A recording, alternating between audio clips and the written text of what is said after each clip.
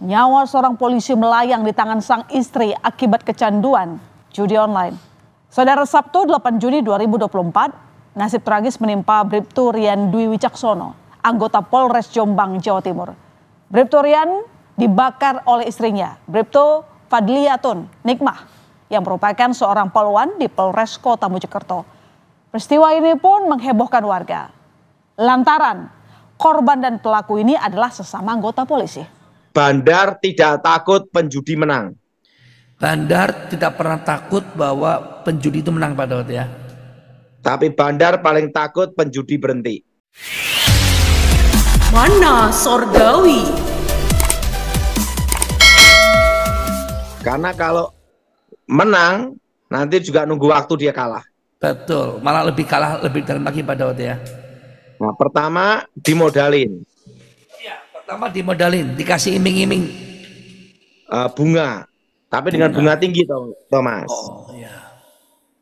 Kalau tanah, nanti yang bersangkutan suruh ngasih sertifikat dengan yang namanya itu kuasa jual. Kuasa jual. Ya. Kuasa apa, Thomas? Kuasa jual, Pak. Oh. Nah, di situ, Thomas, Ya. setelah masuk terperangkap, nanti yang ngasih modal ini langsung kerja dengan preman. Yes. Nah, preman ini kebanyakan menggunakan itu nanti ada dua. Pertama, ketua preman. Ketua preman. Kedua, anak buah preman. Anak buah preman, Pak Daud ya. Nah, kalau ketua di sini bisa yang namanya itu pakai yang namanya bisa ormas. Bisa ormas. Nah, tapi juga bisa menggunakan kayak ketua geng. Ya. Nah, tapi bawahnya mereka itu bercampur antara preman dan termasuk orang baik. Susah bedain kan? Nah, susah apa, Thomas? Iya, Pak Daud. Susah apa, Thomas? Susah Bedain. Nah, di situ, Thomas. Nah, yang bersangkutan akan ditekan. Yang bersangkutan akan ditekan, Pak Daud ya. Sama anak buah preman atau ketua geng atau ketua ormas tertentu. Ya. Ketua ormas tertentu gitu, Thomas ya. Iya, Pak Daud. Nah, anak buahnya dulu nekan. Nah, setelah itu ketuanya ormasnya seakan-akan jadi orang baik. Oh, jadi ini sebuah permainan cantik, Pak Daud ya. Ya, jadi ada dua sisi di sini. Ketuanya nanti ormas akan berkata seakan-akan mau nolong dia, seakan-akan mau bantu dia, seakan-akan untuk supaya nyelamatin dia. Ya. Nah, setelah itu anak buahnya menekan. Nanti seakan-akan mau mukulin, nanti mau hancurkan keluarga. Pokoknya isinya pengancaman-pengancaman, Thomas. Ya. Nah, ini kejadian kira-kira 20 tahun yang lalu, Thomas. Kejadian 20 tahun lalu ya, Pak Daud ya. Nah, setelah itu pengancaman, penekanan, itu anak buahnya yang bergerak. Jadi sepertinya kepalanya ngepro kita, tapi anak buahnya yang menghancurkan kita, Pak Daud ya. Ya neken. Ya neken ya. Jadi benar-benar permainan cantik, Pak. Sepertinya orang ini baik, tapi ternyata ada udang di balik bakwan ya, Pak Daud ya. Nah, setelah itu ya. Ingat, Thomas, nanti akan dibikin perjanjian di notaris kedua belah pihak, bukan pernyataan, Thomas. Oh, jadi dibuatnya kedua pihak pakai notaris untuk langsung kepada masalah supaya menang dalam pengadilan, Pak Daud ya. Karena kan akta otentik itu kan kekuatannya sama dengan keputusan pengadilan. Ya. Nah, setelah itu dibikin perjanjian di notaris dengan perjanjian kedua belah pihak, bukan pernyataan. Karena kalau akte pernyataan saja itu bisa dicabut oleh yang bikin pernyataan, karena tidak terikat oleh kedua belah pihak.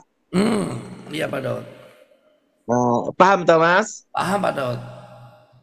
Nah, kalau pernyataan itu bisa dicabut, Thomas. Kalau pernyataan bisa cabut, Pak Daud ya. bisa diklarifikasi. Ya, Dan secara hukum, kekuatan hukumnya tidak kuat.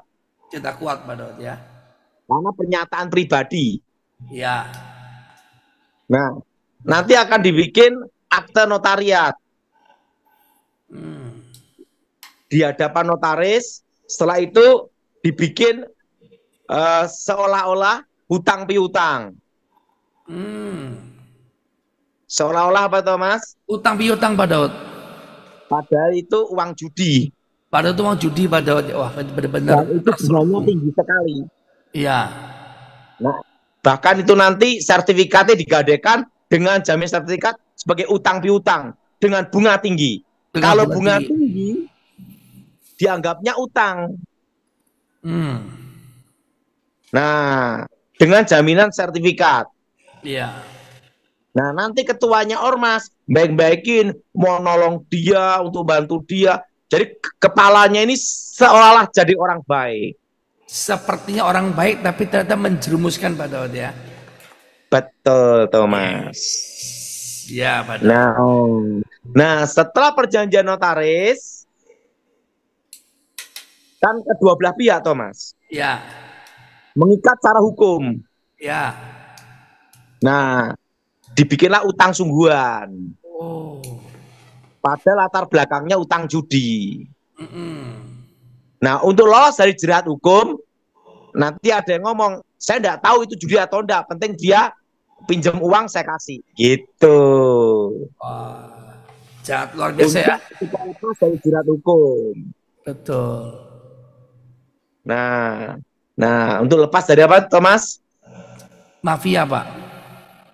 Jerat hukum. Nah, Jerat cara hukum. mengatasinya ada, Thomas. Ada Pak Daud. Gimana Pak Daud? Pertama, jangan mau membuat perjanjian akta notaris dua belah pihak. Oh, jadi kalau sudah terlibat begini, jangan mau buat surat notaris ke dua belah pihak Pak Daud ya. Karena akan dibikin seolah-olah utang sama dia. Oh. Padahal itu bunganya tinggi. Bahkan bunganya itu 1 bulan bisa 5%, Thomas. Wah, mencekik sekali Pak Daud ya. Tapi kan itu nanti tidak ditulis bunga 5%. Itu tidak tertulis di perjanjian itu. Jadi ada permainan kata-kata Pak Daud ya. Ya, mereka bermain di hukum. Ya, dalam bentuk kata-kata kan Pak Daud. Ya. Nah, dan mereka arahnya nanti perjanjian dua belah pihak dengan jaminan sertifikat tanah. Nah, atau jaminan apa tuh yang berharga gitu loh, Thomas. Ya. Nah, itu mengikat secara hukum. Ya. Nah, dan mereka pun juga ada namanya gunakan ini seperti jasa hukum juga, Thomas. Untuk bikin aktanya, Thomas, supaya mengikat. Betul. Nah, di situ saya ngelihat cara bekerjanya. Satu, ketua ormasnya ini kelihatan jadi orang baik. Yang kedua, bawahannya menjadi jadi orang jahatnya. Pada dua-duanya kerjasama, Thomas. Betul Pak Daud. Betul, Thomas. Betul Pak Daud. Jadi langkah pertama, jangan mau membuat surat perjanjian depan notaris. Depan notaris. Kedua belah pihak. Ya. Karena nanti akan dibikin seolah-olah hutang. Seolah-olah malah kita jadi berhutang Pak Daud ya. Padahal itu bunganya tinggi, lintah darat, dan itu dikerjain dengan judi biasanya, Thomas. Iya. Ada yang juga narkoba, Thomas. Nah, nanti yang perjanjian satu ini nanti yang berhubungan tidak dengan preman itu. Jadi kayak terputus jaringan gitu loh, Thomas. Oh, luar biasa ya. Itu ada orang yang sengaja dipasang untuk seakan-akan orang itu hutang sama dia beneran tuh, Thomas. Waduh, ngeri ya Pak Daud ya. Pemodalnya. Dan repotnya pemodali biasanya kerjasama dengan pengusaha. Pengusaha yang bekerja dengan mafia. Ya. Nah, di situ akan ditekan habis. Jelas, Thomas? Pertama, Jelas, Pak Daud. hindari apa Thomas? Hindari apa Bikin Thomas? perjanjian di depan notaris kedua belah pihak, Pak. Buat surat Dan perjanjian yang di kedua, depan notaris. Yang jangan kedua, mau diajak, jangan mau mediasi di luar pengadilan atau di kantor polisi, di luar kantor polisi atau di luar pengadilan. Itu jebakan semua. yang kedua jangan mau ada mediasi di luar kepolisian atau pengadilan, Pak Daud ya. Jadi kalau misalnya mediasi, ya ada di kantor polisi atau pengadilan, di dalam kantor pengadilan. Ya, Artinya masih di bawah perlindungan hukum. ya. Karena apa? Itu nanti, Thomas, akan dibikin kerjasama, nanti dijebak masuk mediasi ke tempat ketua mafia. Atau kakaknya ketua mafia, atau adiknya ketua mafia. Iya. Oh, begitu masuk mediasi di situ, disitulah mereka bermain. Iya. Jadi langkah yang kedua apa, Thomas? Jangan mau mediasi di luar kepolisian atau pengadilan, Pak Daud. Jadi mediasi itu harus di kantor polisi, saksinya adalah penegak hukum. Ya. Kalau di pengadilan itu ada namanya hakim mediator. Yes. Pokoknya jangan mau mediasi apapun yang di luar hukum, Yes. penegak hukum. Artinya harus tetap posisi ada di mana, Thomas? Pengadilan atau kantor polisi, Pak. Dan polisi atau penegak hukum sebagai saksi. Betul. Kalau Anda bermediasi di luar pengadilan, selesai. Habis ya, Pak, karena ketua mafianya pasti akan nanti akan digiring untuk mediasi nanti di rumahnya ketua mafia atau adik ketua mafia atau keluarga yang sudah diatur sama mafia. ya. Disitulah diperas, ditekan, dan selesai. Ya. Jadi ingat, yang langkah, karena apa? Itu kejadian 20 tahun yang lalu saya belajar, Thomas. Ya. Oh, caranya bekerja mereka seperti ini gitu, Thomas. Iya, betul, Pak Daud. Ya, jadi ingat, jangan sekali-sekali saudara semua mediasi di luar lingkup penegak hukum. Yes. Dan tidak boleh di luar pengadilan atau di luar kantor polisi. Ya. Jadi jangan mau mediasi itu kalau dengan mereka itu ada di rumah yang diatur mereka. Iya, Pak Daud. Termasuk di restoran. Ya, termasuk di restoran, Pak Daud ya. Itu mereka udah atur semua itu, Thomas. Oke, tapi mafia bisa nggak Pak membeli orang-orang hukum, Pak, untuk menjadi kaki tangannya, Pak? Itu kan oknum ya, kita tidak boleh menghakimi. Ya, ada, tapi masih bisa pakai oknum ya, Pak Daud ya. Itu bukan urusan kita. Tapi yang penting kalau mediasi harus di kantor polisi atau di pengadilan, tidak boleh di luar itu. Yes. Karena kalau di kantor polisi, usahakan itu di Polres atau Polda. Oke. Karena apa? Lingkupnya lebih luas. Ya, Polres atau Polda, Pak Daud ya. Jangan di Kapolsek ya, jangan di Polsek ya. Ya terserah ya. Penting kalau saran saya, karena pengalaman saya lebih baik ada di Polda.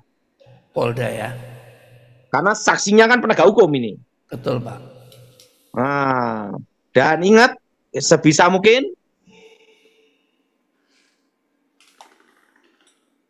Ya, Pak Daud. Yang aman di mana, Thomas? Polda, Pak, karena lebih banyak penegaknya, Pak. Kedua atau di kantor pengadilan. Ada hakim mediator, ada penegak hukum. Yes, ada penegak hukum. Jangan sekali-sekali Anda mediasi di luar pengadilan, baik di restoran, hotel, atau manapun. Ya, karena sudah diatur skenarionya oleh pihak kepala mafianya, Pak ya. Mafianya. Siap. Ya, kedua ini. Ya, yang ketiga. Nah, yang ketiga, teror yang dilakukan kebanyakan ya Thomas ya. Ya. Teror yang dilakukan nanti akan disebarkan di mana-mana. Maksudnya apa? Nanti Kabar-kabar. Teror supaya takut. Nah, tapi nanti ketua mafianya baik-baikin gitu Thomas. Oh, iya. Supaya dibikin perjanjian akte notariat itu. Oh, jadi anak buahnya untuk nakut-nakutin, tapi dia sebagai malaikat yang berbulu serigala berbulu domba, Pak ya. Jadi ingat langkah kedua ini penting. Jangan sekali-sekali mediasi di luar pengadilan. Yes. Atau di luar kantor polisi. Yes. Jadi kalau misalnya mediasi di mana?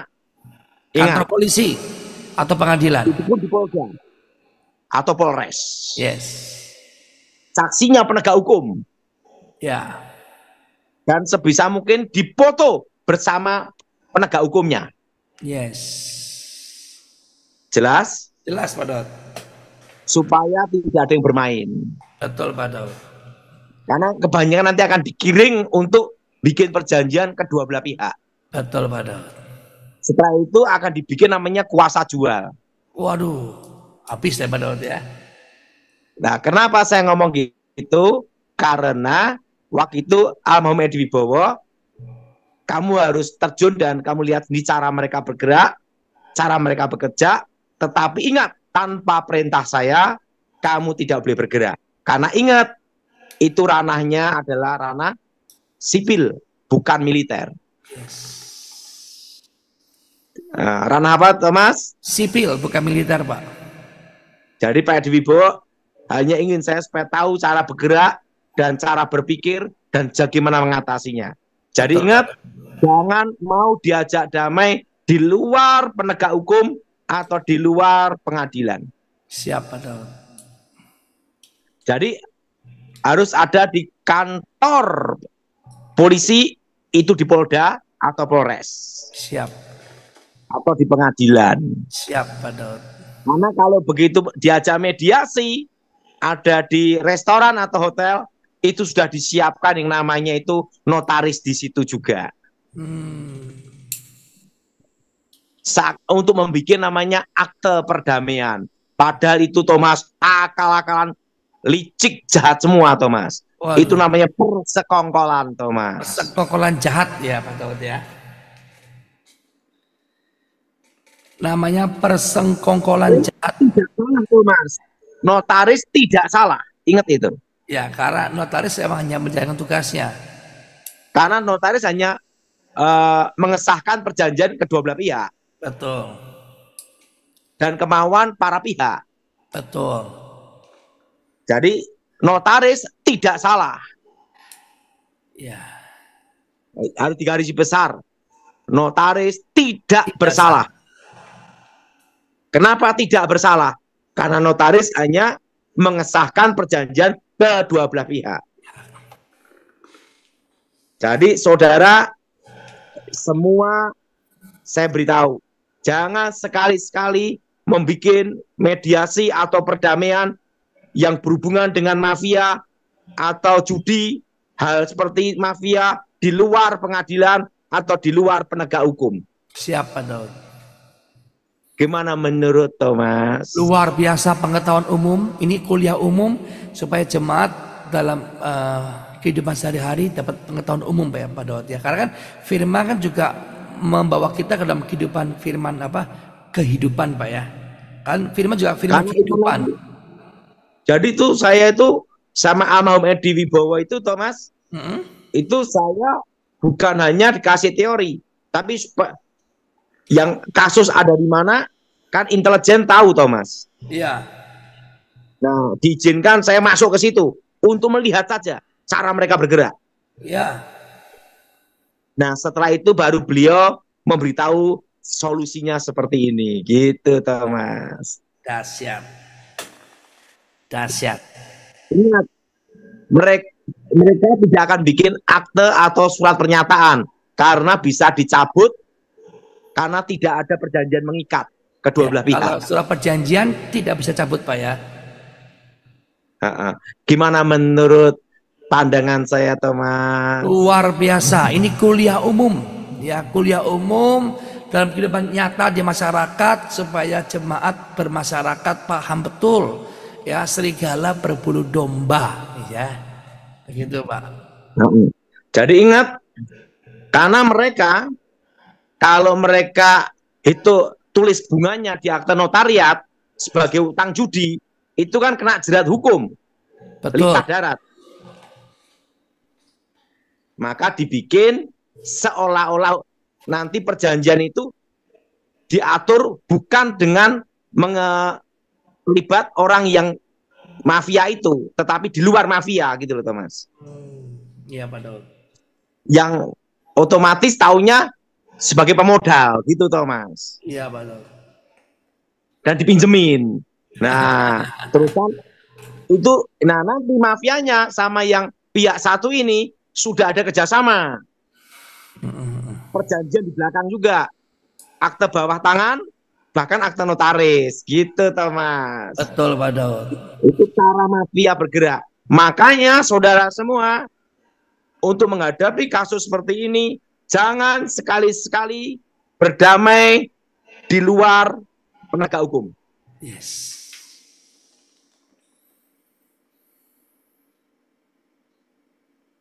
Oh.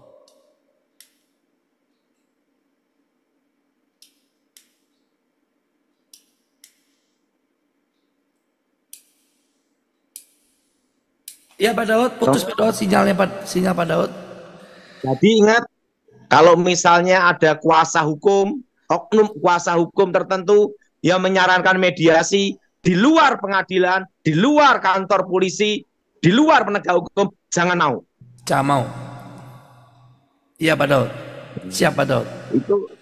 Itu saya belajar ini sama beliau 1 tahun, Thomas, bagaimana cara ngatasinya. Wow, 1 tahun ya, dan praktek Pak Daud ya. Dan nah, kalau sudah masuk jerat itu, Thomas, nah diperas habis, Thomas. Habis ya. Ada solusi nggak Pak? Kalau misalnya udah dijerat begitu Pak, udah perjanjian notaris, ada solusi nggak Pak supaya bisa lepas Pak secara hukum? Itu kan perjanjian mengikat, ada kuasa jual, Thomas. Berarti nggak ada solusi Pak ya, kalau sudah sampai notaris Pak Daud ya. Sertifikat sudah ada di tangan mereka, Thomas. Oh. Ya. Jadi jelas, Thomas. Jadi kesimpulannya tidak ada solusi saat sudah notaris perjanjian Pak Daud ya. Perjanjian mengikat. Jadi nggak ada solusi Pak ya untuk keluar dari itu Pak ya. Nah, solusinya ada dong, Thomas. Apa Pak? Misalnya kalau sudah perjanjian nih Pak di depan notaris, sertifikat udah dipegang Pak, padahal dia nggak tahu bahwa itu terjadi Pak. Nah, yaitu ingat, kelemahannya ada, Thomas, yaitu apa? Bila diviralkan. Oh. Apa, Thomas? Bila diviralkan Pak Daud. Diviralkan, jadi media sosial. Nah, itu duduk masalahnya udah habis. Langsung banyak yang mengawasi. Kayak kasus yang di final tuh Pak ya, langsung viral, langsung diusut Pak Daud ya. Iya, tetapi kan capek, Thomas. Betul Pak Daud. Tapi kalau udah kuasa jual, susah, Thomas. Nah itu kan Pak Daud, kalau sudah kuasa jual, susah Pak Daud ya. Karena perjanjian akte otentik itu mengikat. Betul Pak Daud. Nah, jadi saudara semua, bila ada oknum kuasa hukum menyarankan saudara mediasi di luar pengadilan, di luar kantor polisi penegak hukum, lebih baik jangan. Yes. Karena waktu itu saya juga lihat itu ada oknum kuasa hukum juga, Thomas, yang mengarahkan mediasi di luar pengadilan. Iya. Nah, jadi saudara harus punya prinsip sendiri bahwa itu, tapi oknum ya, oknum tertentu loh, Thomas. Iya, betul. Saya ngomong oknum tertentu. Betul. Dan waktu itu dia ngakunya kuasa hukum. Nah, diarahkan mediasi di luar pengadilan. Dia mediasi di luar kantor polisi. Yes. Nah, jadi saudara harus, siapapun saudara, kalau diarahkan mediasi perdamaian masalah kayak gini nih di luar pengadilan, di luar penegak hukum, jangan mau. Jangan mau Pak Daud ya. Karena pasti akan diselesaikan di situ. Akan diperas habis, ditekan habis. Yes. Nah, jadi cara mainnya seperti itu, Thomas. Iya Pak Daud. Bagaimana, Thomas? Luar biasa Pak Daud. Sangat memberikan pengetahuan umum Pak. Jadi, dan itu kalau penegak hukum pun harus di video, dipoto siapa penegak hukumnya dan saksinya. Lengkap. Amsal pasal 1. Tujuan Amsal ini. Amsal-amsal Salomo bin Daud, Raja Israel, untuk mengetahui hikmat dan didikan, untuk mengerti kata-kata yang bermakna, untuk menerima didikan yang menjadikan pandai, serta kebenaran, keadilan, dan kejujuran, untuk memberikan kecerdasan kepada orang yang tak berpengalaman, dan pengetahuan serta kebijaksanaan kepada orang muda. Baiklah orang bijak mendengar dan menambah ilmu, dan baiklah orang yang berpengertian memperoleh bahan pertimbangan, untuk mengerti amsal dan ibarat, perkataan dan teka-teki orang bijak. Takut akan Tuhan adalah permulaan pengetahuan, tetapi orang bodoh menghina hikmat dan didikan. Nasihat dan peringatan. Hai anakku, dengarkanlah didikan ayahmu, dan jangan menyia-nyiakan ajaran ibumu. Sebab karangan bunga yang indah itu bagi kepalamu, dan suatu kalung bagi lehermu. Hai anakku, jikalau orang berdosa hendak membujuk engkau, janganlah engkau menurut. Jikalau mereka berkata, marilah ikut kami, biarlah kita menghadang darah, biarlah kita mengintai orang yang tidak bersalah dengan tidak semena-mena. Biarlah kita menelan mereka hidup-hidup, seperti dunia orang mati, bulat-bulat, seperti mereka yang turun ke liang kubur. Kita akan mendapat pelbagai benda yang berharga. Kita akan memenuhi rumah kita dengan barang rampasan. Buanglah undimu ke tengah-tengah kami, satu pundi-pundi bagi kita sekalian. Hai anakku, janganlah engkau hidup menurut tingkah laku mereka. Tahanlah kakimu daripada jalan mereka, karena kaki mereka lari menuju kejahatan dan bergegas-gegas untuk menumpahkan darah. Sebab percumalah jaring dibentangkan di depan mata segala yang bersayap, padahal mereka menghadang darahnya sendiri dan mengintai nyawanya sendiri.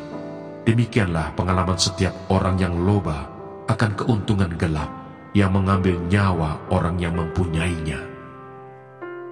Nasihat hikmat. Hikmat berseru nyaring di jalan-jalan. Di lapangan-lapangan ia memperdengarkan suaranya. Di atas tembok-tembok ia berseru-seru. Di depan pintu-pintu gerbang kota ia mengucapkan kata-katanya. Berapa lama lagi, hai orang yang tak berpengalaman, kamu masih cinta kepada keadaanmu itu? Pencemooh masih gemar kepada cemooh, dan orang bebal benci kepada pengetahuan. Berpalinglah kamu kepada teguranku. Sesungguhnya aku hendak mencurahkan isi hatiku kepadamu dan memberitahukan perkataanku kepadamu. Oleh karena kamu menolak ketika aku memanggil, dan tidak ada orang yang menghiraukan ketika aku mengulurkan tanganku. Bahkan kamu mengabaikan nasihatku dan tidak mau menerima teguranku. Maka aku juga akan menertawakan celakamu. Aku akan berolok-olok apabila kedahsyatan datang ke atasmu. Apabila kedahsyatan datang ke atasmu seperti badai, dan celaka melanda kamu seperti angin puyuh, apabila kesukaran dan kecemasan datang menimpa kamu. Pada waktu itu mereka akan berseru kepadaku, tetapi tidak akan kujawab. Mereka akan bertekun mencari aku, tetapi tidak akan menemukan aku. Oleh karena mereka benci kepada pengetahuan dan tidak memilih takut akan Tuhan, tidak mau menerima nasihatku, tetapi menolak segala teguranku, maka mereka akan memakan buah perbuatan mereka dan menjadi kenyang oleh rencana mereka. Sebab orang yang tak berpengalaman akan dibunuh oleh keengganannya, dan orang bebal akan dibinasakan oleh kelalaiannya. Tetapi siapa mendengarkan aku, ia akan tinggal dengan aman, terlindung daripada kedahsyatan malapetaka. Amsal pasal 2. Faedah daripada menuntut hikmat.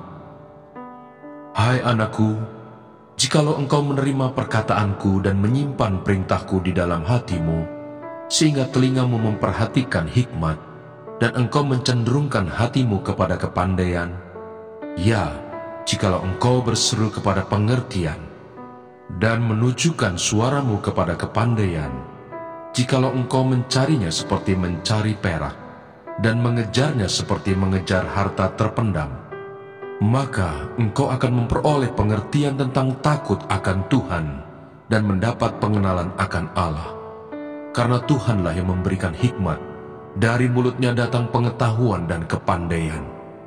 Ia menyediakan pertolongan bagi orang yang jujur, menjadi perisai bagi orang yang tidak bercela lakunya, sambil menjaga jalan keadilan dan memelihara jalan orang-orangnya yang setia. Maka engkau akan mengerti tentang kebenaran, keadilan, dan kejujuran, bahkan setiap jalan yang baik. Karena hikmat akan masuk ke dalam hatimu, dan pengetahuan akan menyenangkan jiwamu.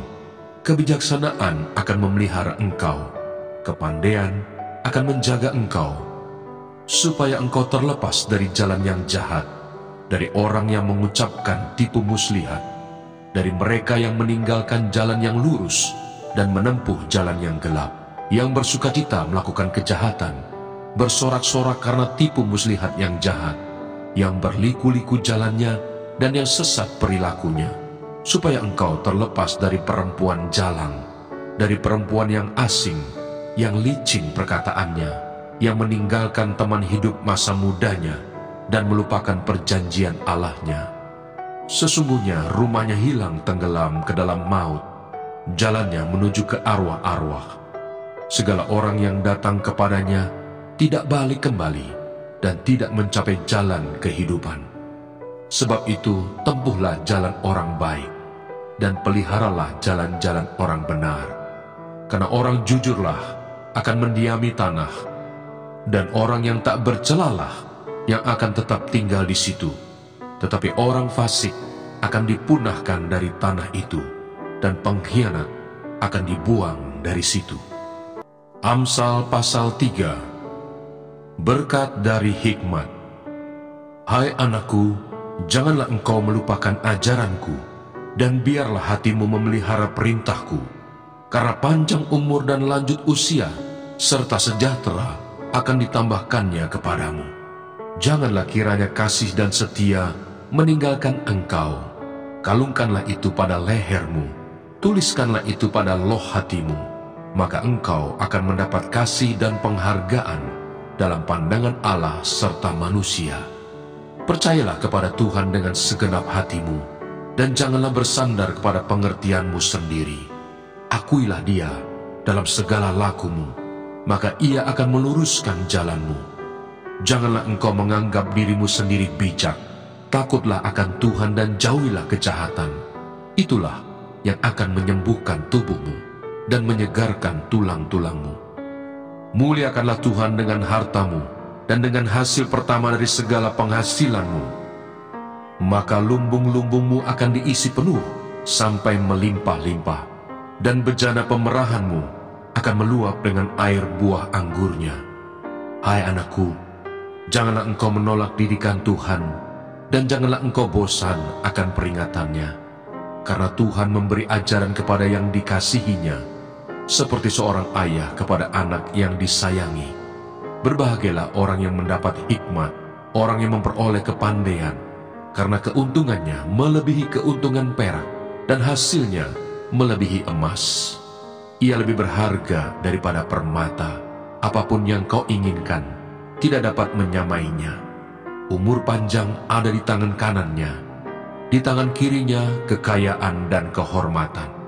Jalannya adalah jalan penuh bahagia, segala jalannya sejahtera semata-mata. Ia menjadi pohon kehidupan bagi orang yang memegangnya. Siapa yang berpegang padanya akan disebut berbahagia. Dengan hikmat, Tuhan telah meletakkan dasar bumi. Dengan pengertian, ditetapkannya langit. Dengan pengetahuannya, air samudra raya berpencaran dan awan menitikkan embun. Hai anakku, janganlah pertimbangan dan kebijaksanaan itu menjauh dari matamu. Peliharalah itu, maka itu akan menjadi kehidupan bagi jiwamu dan perhiasan bagi lehermu.